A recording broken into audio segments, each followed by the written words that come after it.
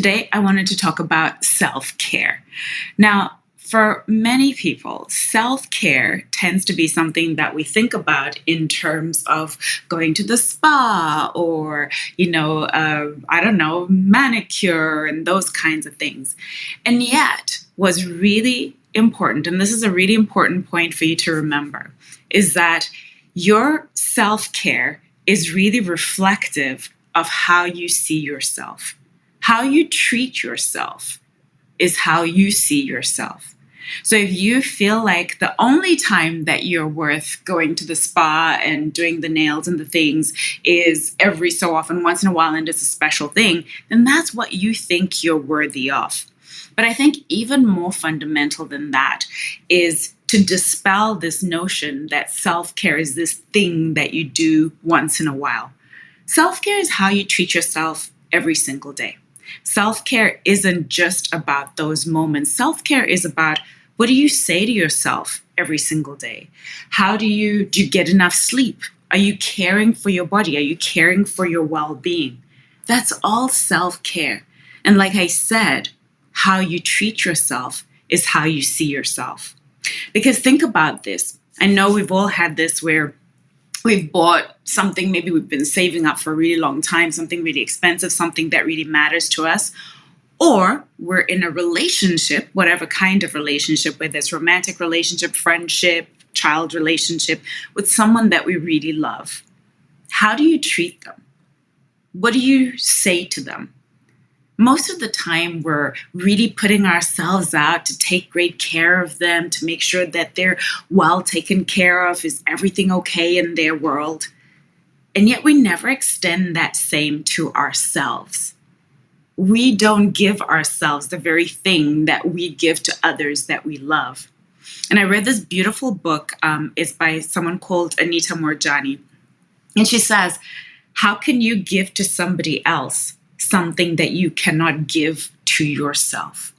And so when you're thinking about self-care, it's really thinking about it beyond the superficial, beyond the let's go to the spa, all of those kinds of things. It's really about, what are you doing for yourself? And also, especially as I mentioned, and as I started with that, we just come off of Thanksgiving for our friends in the United States, a holiday that's centered around giving thanks. Right? Being grateful. How much time do you ever spend being grateful for you, for yourself, for what you do every single day, for what you've been through, and yet you keep getting up and going again and trying again? Do you ever stop to appreciate yourself? Do you ever stop to be proud of yourself? I think that that's such an important part of your self-esteem, and which leads to your self-worth, is how do you see yourself and how do you treat yourself? Do you treat yourself with kindness? Do you treat yourself with gratitude and compassion? What do you say to yourself on the regular? And so I really love for you to take some time as you go through this week to think about, how am I treating myself?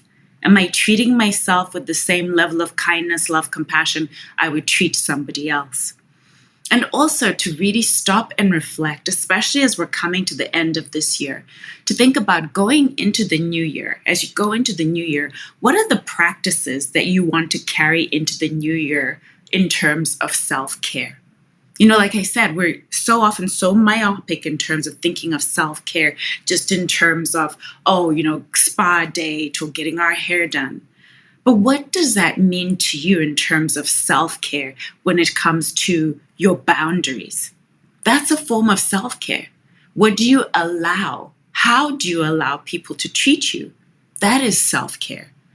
How do you allow yourself to be treated in terms of socially, in terms of your relationships, in terms of what are you doing for yourself spiritually in terms of your self-care? All of those things matter because how you treat yourself is how you see yourself. And how you see yourself is your self-worth. That is where your self-esteem comes from. Is, do you love you? Do you treat yourself like someone that you love? And I also want to say this as well, that, especially for us in North America, where we're generally in the North, where we're going through seasons, is that what self-care looks like for you in different seasons may be different. Self-care isn't a one size fits all. There is no one definition of what self-care should be for you. In some seasons of your life, self-care might just be as simple as getting enough sleep and eating healthy. It might not even be the spa and the manicure and the pedicure. It might just be, am I prioritizing getting sleep? Am I prioritizing my health? Am I drinking enough water? That is self-care. Self-care might be allowing yourself creativity. It doesn't have to be always focused on, goals, goals, goals. Are you allowing yourself creative space? One of the things that I love, which I recently discovered, is coloring books. Who knew that coloring could bring so much joy? Puzzles have been something that, I've really loved getting into. And someone just said, I love the suggestion, asking for help. Oh my gosh, that's a big one, because I think so many of us feel like I don't want to ask for help because then it'll make me look weak, or I just want to do it myself. And yet that actually is a sign of strength. Asking for help is self-care. Prioritizing yourself and your mental health is self-care. Are you spending time going out in nature? Are you spending any time doing things you love? It was something for me that occurred to me not that long ago, that there were many days that I was going through every single day, getting to the end of the day, and I hadn't actually had any fun. I wasn't doing anything that made me feel joyful. It was all work, work, work related. So do you make space in your life for self-care that is all about having fun, doing the things that you love? Mindfulness. Are you spending time actually being mindful of the things that you're consuming, of simple things like when you're eating? This was a huge one for me because I generally would eat at my desk or eat, like literally it was just a function, like get the food in my mouth as quickly as possible.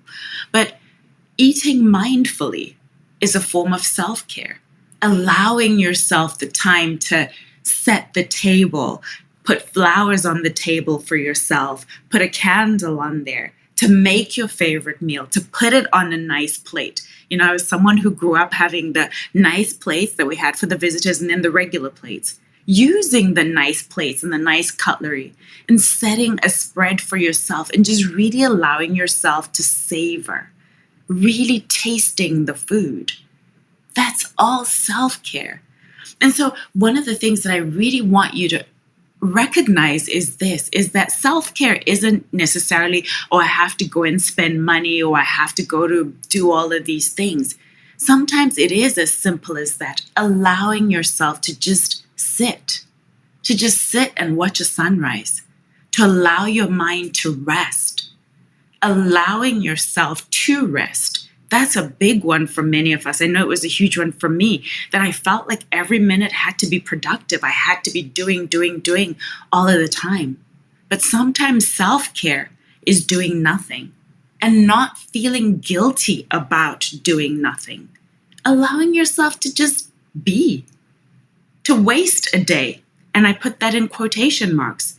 Allowing yourself to just be, to take a nap if that's what your body is asking for. So I really want you to stop and think about and put together. In fact, I think this would be a great thing to do, is to recognize that self-care is intentional, that it doesn't just happen. And self-care isn't something that needs to wait until you're so exhausted and then you need to do the self-care. Is what can you do every single day that tells you that you love you? What can you do every single day to tell yourself that you matter, to tell yourself that you are worthy of being treated with love and kindness and compassion and respect? What can you do? What can you give yourself? Because as I said, how you treat yourself is how you see yourself. And so how do you see yourself? Do you see yourself as someone who is worthy of being, of doing, of having anything and everything that your heart desires. So one of the things too that I'd love for you to think about is putting together a self-care kit. Writing down so that you're not waiting until you're in the emergency, until you're burnt out.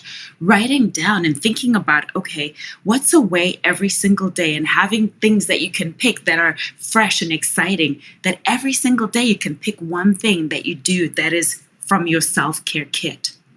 And how about taking yourself on a self-love date? When was the last time you dated yourself? Treating yourself like you would if you were going on a date with some new person or the person that you love. Take yourself on a self-love date. And so let's normalize self-care. Let's make self-care something that we do every single day. And we don't just save it for Sundays or save it for the days when we go to the spa. Every day, what can you do to take care of you, to show you that you love you, to treat yourself the way that you deserve to be treated?